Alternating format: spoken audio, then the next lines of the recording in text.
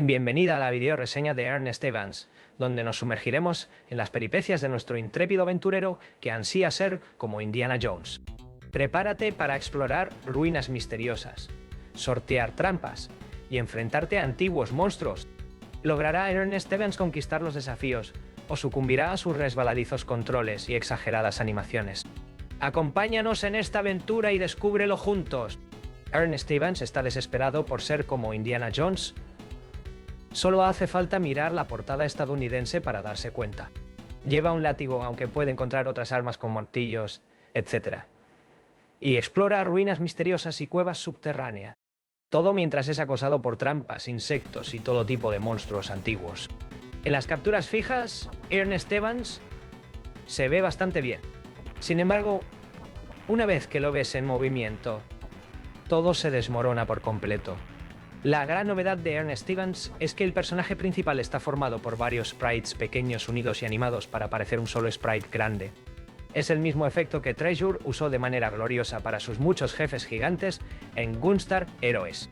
La cosa es que Ernest está destinado a ser un personaje humano, y el efecto simplemente no se ve bien en absoluto. Aunque sus movimientos son suaves como la seda, desde su animación al caminar hasta sus ataques con látigo, todo está exageradamente cómico.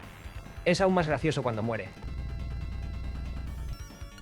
Lo golpean y cae varios pies, dando vueltas hasta quedar boca arriba, como controlar una marioneta.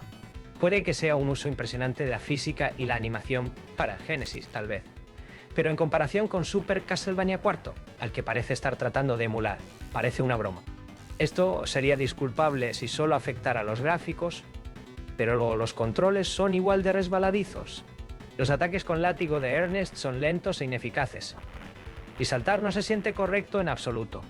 Es demasiado fácil arrodillarse y terminar dando vueltas hacia adelante completamente fuera de control. La detección de colisiones es cuestionable, ya que parece que Ernest puede deslizarse por superficies verticales simplemente moviéndose hacia adelante.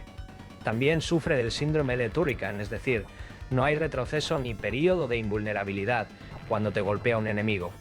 Simplemente debilita tu fuerza mientras estás en contacto con él, por lo que incluso la exposición prolongada a un pequeño insecto puede matarte si no tienes cuidado. Además, los niveles no lineales llevan a Ernest a tropezar sin rumbo, como un ebrio, vagando sin rumbo fijo y, quizás con suerte, hacia la salida. Dado que todo el juego parece ser un hermoso desorden, es difícil no recomendar Ernest Evans. Incluso si solo es para presenciar el primer nivel, es un mal juego, pero hay mucha diversión en ver a Ernest ser zarandeado como una marioneta. Los lanzamientos de Ernest Evans fueron bastante extraños. Solo se lanzó en formato de cartucho en América, mientras que en Japón solo salió para el Mega CD. La única ventaja de la versión en CD es la banda sonora de Red Book, que según los estándares habituales de Motoi Sakuraba, es bastante buena, y algunas escenas cortadas. La mayoría de ellas son bastante aburridas. Consisten en Ernest mirando un mapa y hablando sobre sus viajes. Eventualmente, tropieza con una hermosa joven acostada en algunas ruinas en Perú. Y dado que esta es una precuela de El viento, obviamente es Annette quien lo acompaña durante el resto de sus aventuras. La jugabilidad de Ernest Evans es un tanto problemática. Aunque el juego intenta emular la acción y exploración estilo Indiana Jones, se ve afectado por controles resbaladizos. Los ataques con látigo de Ernest son lentos e ineficaces, y el salto no se siente preciso, resultando en situaciones donde es fácil perder el control al agacharse y caer hacia adelante de manera descontrolada. La detección de colisiones también presenta problemas, permitiendo que Ernest se desplace verticalmente sobre superficies simplemente moviéndose hacia adelante. Además, la no linealidad de los niveles puede llevar a que Ernest parezca estar dando vueltas sin rumbo, y es fácil encontrarse en callejones sin salida, lo que añade a la sensación de falta de dirección en el juego. La falta de retroceso o periodo de invulnerabilidad cuando se es golpeado por enemigos también agrega dificultad, ya que el contacto prolongado con enemigos, incluso pequeños, puede ser letal. En cuanto a los gráficos, mientras que las capturas estáticas pueden dar la impresión de que el juego luce bien, la animación en movimiento es problemática. La técnica de sprites pequeños unidos para formar al personaje principal aunque innovadora, no se ve adecuada para un personaje humano como Ernest Evans. Los movimientos, desde caminar hasta ataques con látigo, se ven exagerados de una manera cómica, y la muerte del personaje resulta particularmente humorística, con Ernest siendo derribado y cayendo como una marioneta.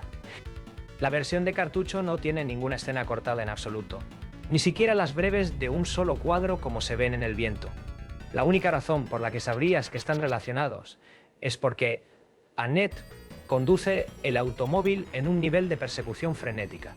De hecho, el manual de instrucciones de la versión estadounidense reescribe la historia para que ocurra en la época actual. El Ernest Evans de esta versión ahora se supone que es el descendiente del Ernest Evans de El viento. Y así concluye nuestra exploración de Ernest Evans. Esperamos que hayas disfrutado de esta video reseña y que hayas encontrado útiles nuestras impresiones sobre este peculiar juego. ¿Te animarías a sumergirte en las extravagancias de Ernest y sus desafiantes controles? Déjanos saber tus pensamientos en los comentarios y nos vemos en la próxima reseña. ¡Hasta luego, aventureros!